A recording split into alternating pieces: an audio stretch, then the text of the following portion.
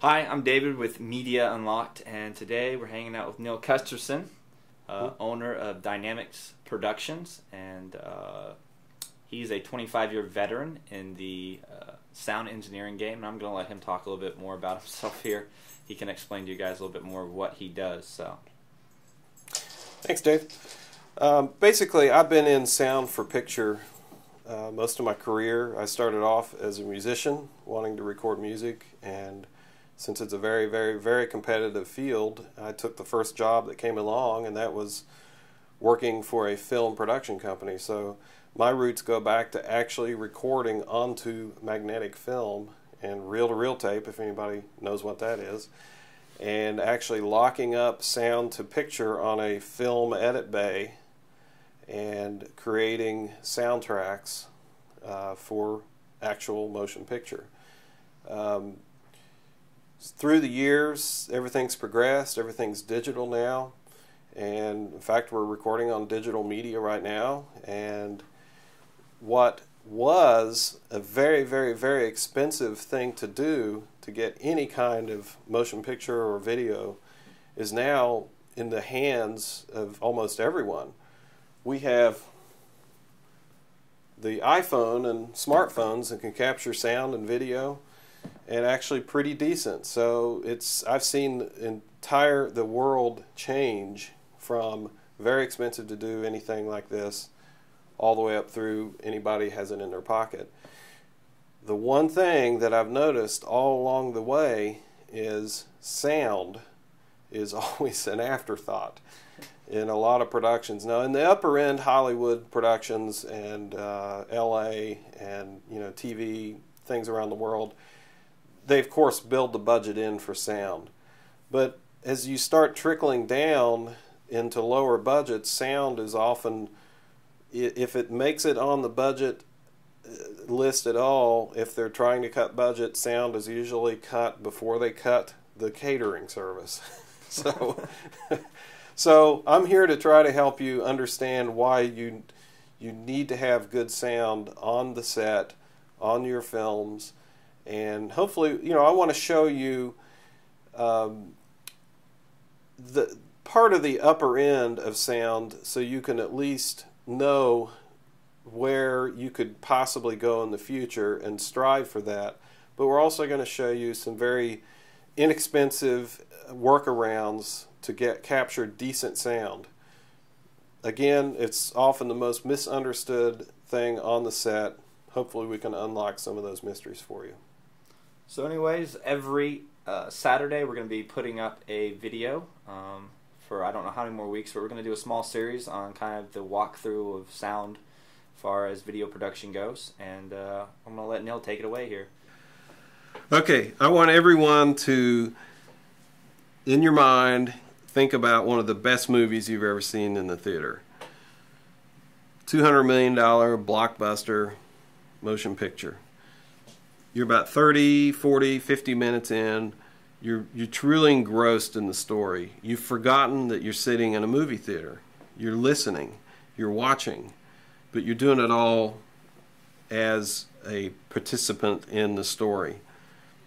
This is probably the last time that you would ever think of the sound and sit and analyze the sound, because the sound engineers have done their job.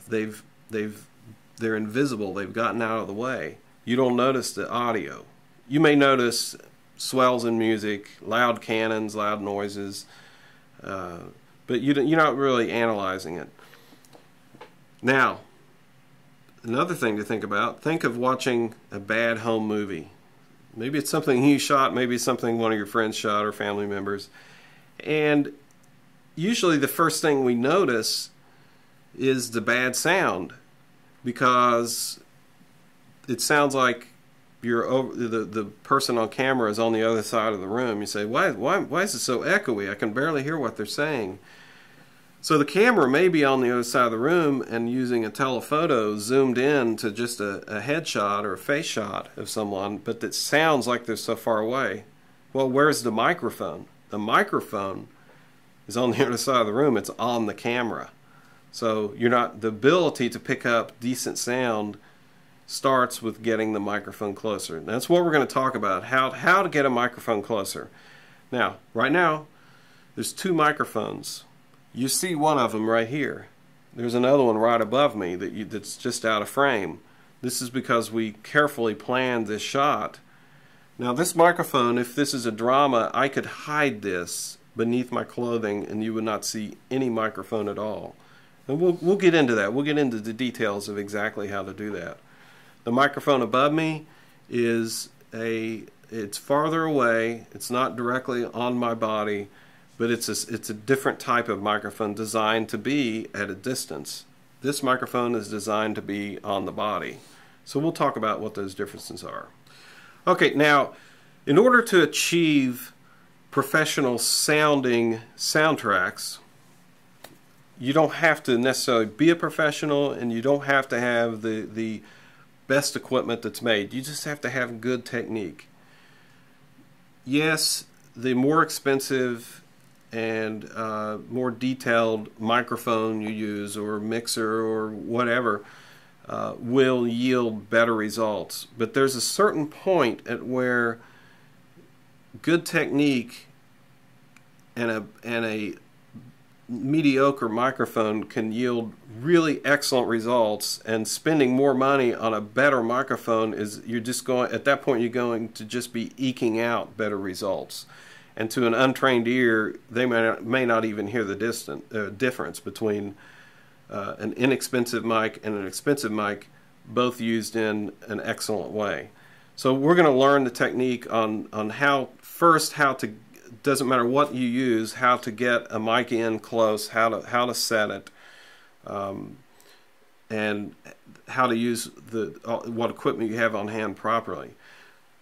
Okay, so microphones. Let's start with the path going from the microphone to the camera. And I'm just going to touch on things, and we'll get into more detail later. A lavalier microphone is designed to be right on the body. A boom or shotgun microphone is designed to be at a distance. And there are reasons that you would use one or the other. And within each camp of microphone, there are so many options. There are literally hundreds to choose from, and then there's different pickup patterns. You know, does this one pick up more of the room ambience, or this one pick up less? So we'll learn about some of the differences between those. Now, I can choose a wired microphone or a radio microphone, and a wired would literally run from the head of the microphone through a couple of connections all the way to where it's being recorded, directly on the camera, for instance. The other type is a radio microphone, which would have a belt pack like what I have here and have a receiver on the other end. And there are various levels, various kinds that you can choose from. The next piece in the chain is a mixer, and it's not necessary if you have the right connections on your camera and the right control over the sound coming into the camera. If you're shooting a traditional video camera that has professional audio inputs, you can usually bypass a mixer if you are the one shooting and monitoring the sound. If you have an extra hand, I would put someone on audio that can control the levels so you can focus on shooting only and directing. Trying to do more than one job at a time, as you probably know, is very, very difficult. So a mixer basically takes the sound from each microphone and blends them or separates them out, and then feeds the recording device, whether it's a camera or a separate recording device, a tape deck or whatever. And the mixer, you can have a physical mixer, that is a piece of equipment, and a person that's called the mixer. The person calling the mixer is controlling the levels, and that's all they're focusing on, and they're wearing headphones, and they're making sure that nothing peeks out too much. And then the last piece in the chain that's the most important are the audio cables. You know, you can spend a fortune on audio cables, and you can spend almost next to nothing. The only way I would spend next to nothing on audio cables is if they're given to you, or they're good, decent quality audio cables that are used or given to you. I would not buy cheap new ones. You will regret it. Everybody knows, we've all done it. We bought something and it looks good online in a picture, and you get it, and 3 days later it breaks. With audio cables, this is someplace where you really need to spend the money. You don't have to buy the best that are out there. We'll talk about brands. I don't want to diss any brands, but there are certain brands that kind of prey on people wanting to spend the most money on audiophile equipment, and what they're buying are the marketing and the advertisement. I would stay away from brands that you can find in consumer stereo stores. I would buy brands that we buy as professionals. But there are some knockoff brands that actually do very, very well. Everybody knows, you go into a grocery store and you have a box of cereal from the national chain, and then you have the store version. It's usually the same thing. It's usually made by the national brand. They just rebox it and rebrand it as that store brand. The same thing happens in a lot of audio equipment, and especially cables. So you can find good deals, but I would not cut your budget on that. Here's the reason why. You're probably mostly shooting in the field on location, so you're rolling up audio cables, you're unrolling them, you're throwing across, people are walking on them, equipment cases are being set on them. They need to be able to hold up to it, or you're going to be in the middle of a shoot and an audio cable is going to go down. So they're usually rubber jacketed, and they have twisted pair in them, or twisted cable instead of solid copper. Little things like that, and we'll talk about more of that in detail.